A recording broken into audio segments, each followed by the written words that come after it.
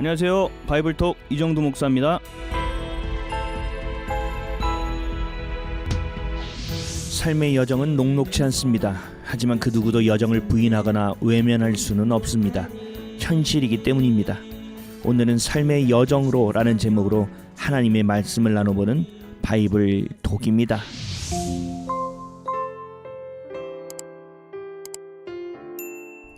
예전에는 재벌의 자녀들이 부러웠던 적이 있습니다.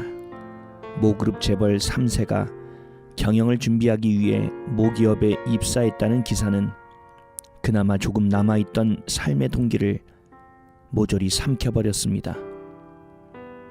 예수님을 믿은 이후로도 비슷한 경험이 있습니다. 예수님을 믿은 지 3대째, 4대째 되는 집안이 보통 부러운 게 아니었습니다. 삶의 문화와 모습, 그리고 자녀들을 위해 기도하는 것을 가장 중요하게 여기는 부모님이 있는 가정이 가장 부러웠습니다. 하지만 살면서 알게 되었습니다. 태어날 때부터 재벌로 태어나고 믿음의 가정에서 태어난 것도 중요하지만 지금 내 모습이 어떠한지, 지금 내가 어떤 마음과 생각을 품고 어디를 향해 살아가고 있는지가 가장 중요하다는 것을 알게 되었습니다. 누군가 정해주는 방향이 아닌 내가 직접 선택한 방향, 누군가에 의해 선택된 믿음이 아닌 내가 만난 하나님이 있느냐가 제일 중요하다는 것을 알게 되었습니다. 누구를 부러워하십니까? 또 다른 누군가의 인생이 되었으면 좋겠다고 생각하시나요? 지금 내 삶에 감사하지 못하고 있는 것은 아닌가요? 지금이라는 과정을 삶의 여정으로 삼아야 합니다. 성경을 읽어보면 하나님이 왜 공평하신지를 알게 됩니다. 삶의 환경과 배경보다 지금 나의 의지, 믿음의 고백을 가장 중요하게 생각하시기 때문입니다. 과거에 어떻게 살아왔는지가 아닌 지금 어떻게 살아가기로 결단했는지를 가장 중요하게 여기시기 때문입니다. 그래서 저 또한 과거에 매이지 않습니다. 어제의 잘못을 붙들고 살지 않습니다.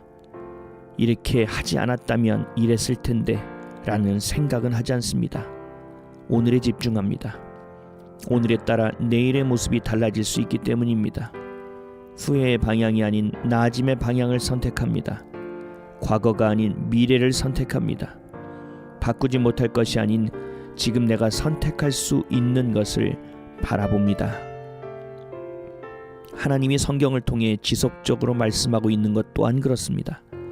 이 땅에서의 삶, 육신의 삶이 전부인 것으로 여기된 내 모습과 영원한 삶을 알게 되어 그렇게 살아가는 모습은 당연히 다를 수밖에 없습니다.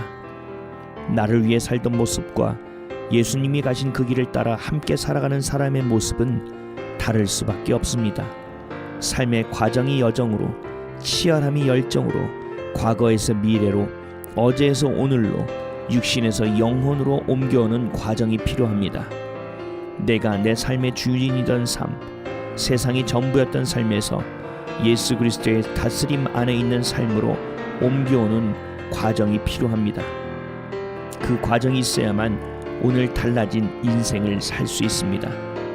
변화된 삶으로, 삶의 여정으로 옮겨오는 오늘 되시기를 예수 그리스도의 이름으로 기도드립니다. 오늘의 성경 말씀입니다. 그러므로 우리가 이제부터는 어떤 사람도 육신을 따라 알지 아니하노라. 비록 우리가 그리스도도 육신을 따라 알았으나 이제부터는 그같이 알지 아니하노라. 그런즉 누구든지 그리스도 안에 있으면 새로운 피조물이라. 이전 것은 지나갔으니 보라 새 것이 되었도다. 고린도후서 5장 16절에서 17절 말씀. 아멘.